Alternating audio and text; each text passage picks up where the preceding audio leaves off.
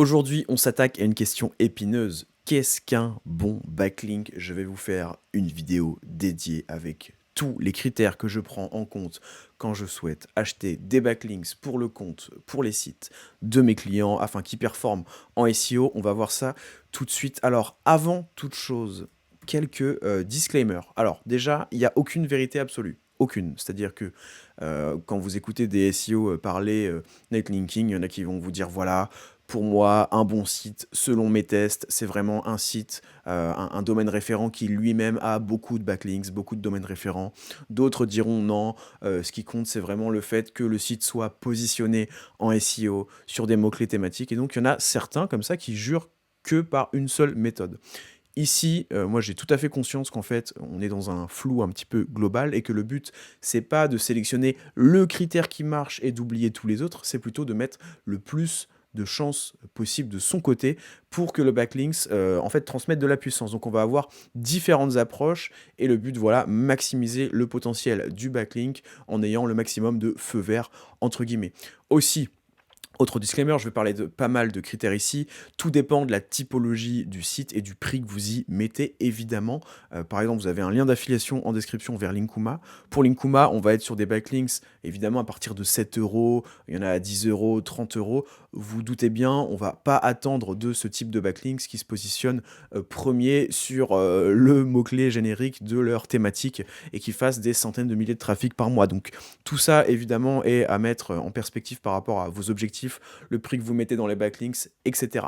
Dans tous les cas, voilà, je vais vous donner moi tous les critères pour que vous puissiez mettre un maximum de chances de votre côté. On va prendre l'exemple en fait d'Eskimos ici, parce qu'il me faut bien un site que je puisse analyser. On va faire comme si Eskimos vendait des liens sur des plateformes, comme si c'était un site qui vend des liens et on va voir si du coup il respecte ces critères-là. Parce qu'à chaque fois, je vous donne les critères, évidemment, je vous montre comment analyser ces critères-là. Du coup, Eskimos, on est parti pour le premier critère qui n'est autre que la tendance de performance SEO. Ça, j'adore le regarder d'emblée. C'est passer le site dans un outil, par exemple Alloscan. Vous avez une réduction en description si ça vous intéresse d'utiliser Alloscan. 8% avec mon code, enfin, vous avez tout dans la description. Vous pouvez utiliser évidemment d'autres alternatives. Il n'y a pas que cet outil-là, mais je trouve quand même super pertinent. Donc, on va aller dans Site Overview ici. On va faire rechercher, on va entrer notre nom de domaine. Et là, tout de suite, on va analyser en fait les principales courbes. Donc, on aura ici l'indice de visibilité qui est propre à Alloscan, qui est super pertinent, l'évolution du nombre de positions et de pages positionnées et l'historique de répartition des positions, ça va être vraiment très parlant. Par avance, un grand merci à toutes les personnes qui soutiendront cette vidéo en laissant un petit like, un commentaire, je réponds à tous les commentaires et évidemment à ceux qui s'abonneront à la chaîne. Ok, donc ici, qu'est-ce qu'on remarque? L'indice de visibilité qui globalement est en hausse, donc c'est plutôt bon signe évidemment. On a ici donc le nombre de positions top 100 qui pareil augmente, qui a pas mal augmenté récemment. Alors ça c'est peut-être dû à une mise à jour de la base de données de l'outil, mais globalement on voit qu'on est sur, même sur le nombre de pages positionnées, une pente ascendante, donc très cool. Et ici pareil, donc l'historique de répartition des positions organiques qui est aussi plutôt encourageant, où globalement en fait la tendance est stable, voire légèrement ascendante, mais on est sur un site en bonne santé. À l'inverse, des fois vous pouvez analyser des sites comme ça en vous disant ok, est-ce que ce site vaut le coup, est-ce que je vais acheter un backlink, ça je sais pas, 200 euros dessus, et vous regardez et vous voyez qu'en fait tout se casse la gueule, qu'il y a de moins en moins de mots-clés qui se positionnent, que le site en fait est en train de se faire globalement défoncer par Google. Vous en doutez, c'est pour moi le premier critère, c'est ça, c'est la tendance de performance, dans quelle tendance de performance SEO le site est. Ensuite, qu'est-ce qu'on va voir? On va voir les positions SEO. Donc là, l'objectif, ça va être de voir sur quel mot-clé le site est positionné. Parce que vous pouvez avoir une tendance hyper encourageante, si le site parle de bricolage et que vous analysez ces mots-clés et qui se positionne sur des mots-clés de beauté ou des mots-clés streaming, etc., même adultes, il n'y a aucun sens. Et évidemment, ça ne vous intéresse pas trop d'avoir un lien depuis ce site-là. Donc là, ce qu'on va faire, c'est qu'on va aller tout simplement dans mots-clés organiques. Enfin, sur Alloscan, vous voyez, normalement, vous descendez, et là, vous avez directement un aperçu des meilleurs mots-clés. Donc là, on voit écriture inclusive, dashboarding, infographie, story, Instagram. Bon, on voit que ça parle de digital. On sait qu'Eskimo, c'est voilà, un site agence, etc., qui parle de digital. A priori, ça semble bien, mais on va quand même faire un zoom là-dessus pour analyser tout ça en détail. Donc on va cliquer sur plus. Voilà, du coup, on accède aux détails complets, donc écriture inclusive, dashboarding, infographie, story Instagram, advertising on Facebook, ad Facebook, etc. GTM Manager, Eskimos, logotype Google. Donc là, je sais pas ce que vous en pensez, hein, mais moi je trouve ça hyper pertinent. Je veux dire, le site parle de digital, il est positionné sur des mots-clés liés au digital, il a des belles positions, 5, 2, 4, 8, etc. En bref, Google le considère comme un site d'autorité dans sa thématique puisqu'il le fait remonter sur des mots-clés thématique. Donc ça, pour moi, déjà, c'est un deuxième critère qui va être coché. Ensuite, on va avoir la partie netlinking, en fait. Est-ce que Eskimos, ce site, a lui-même un bon netlinking? Donc pour ce faire, moi, j'aime bien utiliser Majestic, qui est vraiment spécialisé netlinking. On va entrer le site ici. Et donc, ce qu'on va analyser, je l'ai mis ici, c'est en fait le nombre de domaines référents. Donc on préfère le nombre de domaines référents déjà au nombre de backlinks, parce que un même domaine référent, un même site peut créer en fait, je sais pas, 1 milliard de backlinks s'il veut vers le site, donc ça fausserait un peu tout ça. Donc déjà, prendre le nombre de domaines référents, ensuite prendre le nombre de domaines référents qui font au moins un lien en dofollow, donc pas en nofollow, UGC, sponsored, etc. Donc vraiment des liens qui poussent, et regarder l'évolution, en fait, le rythme d'acquisition de tout ça. Donc comment ça se traduit dans Majestic?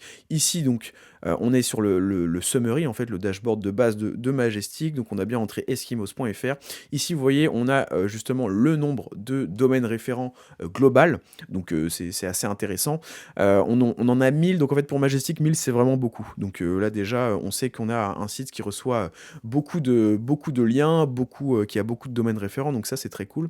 Ensuite, on va regarder un petit peu la part du coup des domaines référents dofollow. Si vous ne l'avez pas encore fait, n'hésitez pas à rejoindre ma newsletter SEO. Tout simplement, j'envoie un tips par email toutes les semaines. C'est gratuit, c'est en description. Voilà, donc c'est quand on descend en fait en bas de cette vision-là.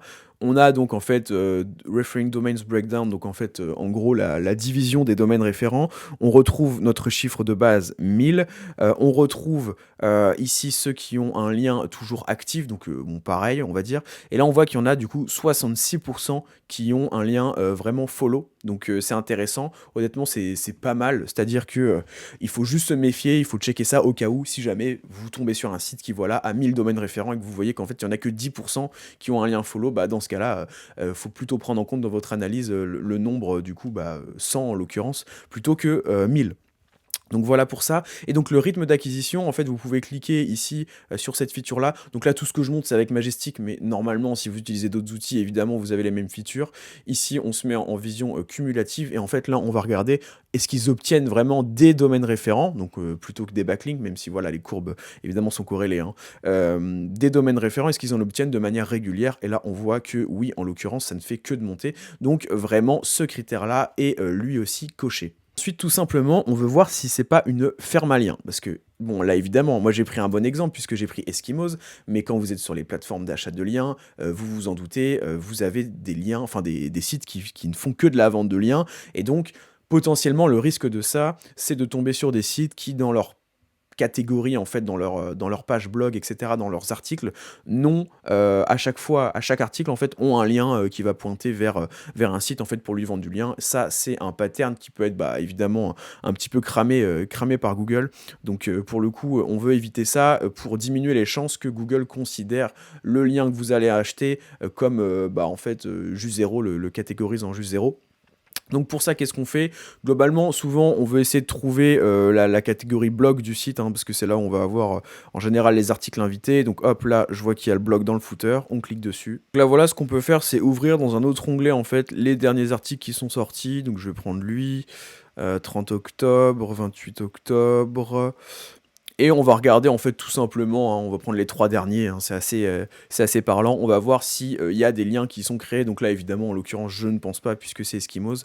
Donc pour checker ça rapidement, vous pouvez utiliser l'extension Web Developer et donc après aller dans Informations et cliquer sur Display Link Details. Et donc là sur la page vous allez voir comme ça les liens qui apparaissent. Donc c'est assez pratique. Donc là on voit qu'ils font des liens vers leur propre page évidemment.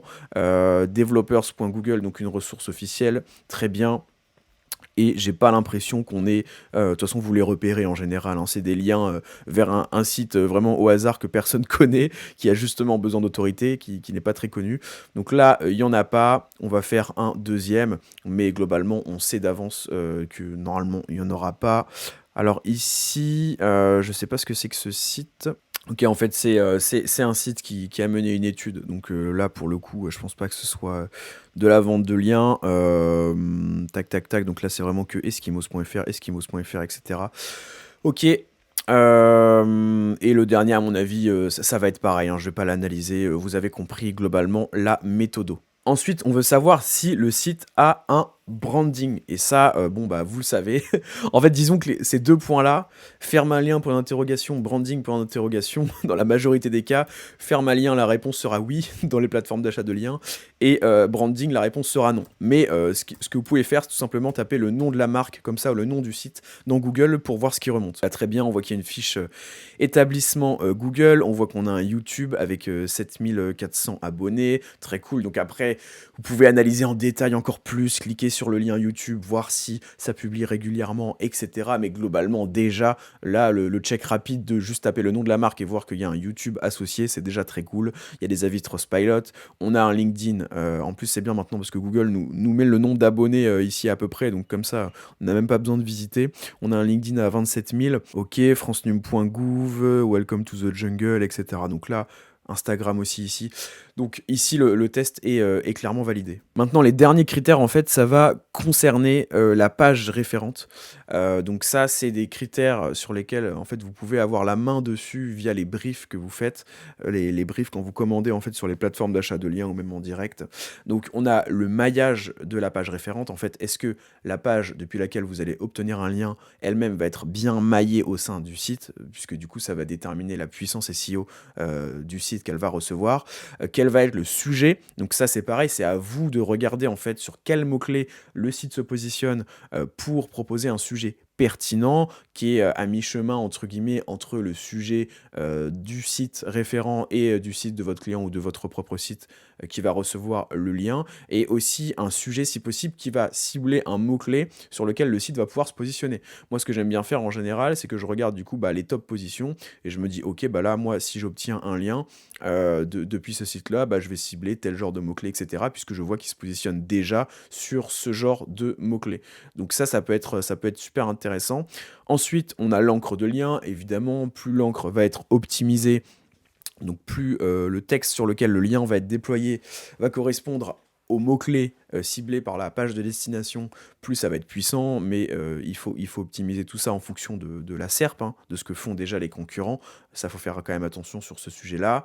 Ensuite, on veut un lien évidemment qui ne sera pas en nofollow, donc qui sera plutôt en dofollow, hein, même si ça n'existe pas, qui ne sera pas en UGC, qui ne sera pas en sponsor. Donc ça, c'est des attributs de lien qui font que potentiellement Google va pas les considérer en fait autant qu'un lien classique. Donc évidemment, on veut éviter tout ça. Et surtout, un autre truc, c'est le fait qu'il n'y ait pas de mention de pub. Parce que des fois, le lien est bien en dofollow, entre guillemets, donc il n'y a pas nofollow, il n'y a pas UGC, il n'y a pas sponsored, mais c'est marqué, c'est précisé en haut de l'article, en fait, publication sponsorisée ou publicité, etc., ou partenariat. Tout ça, c'est des mentions qu'on ne veut pas avoir. Encore une fois, on se dit que potentiellement Google peut le voir, peut comprendre que c'est de la pub, et donc ne pas envoyer de jus, en fait, de patate à votre site.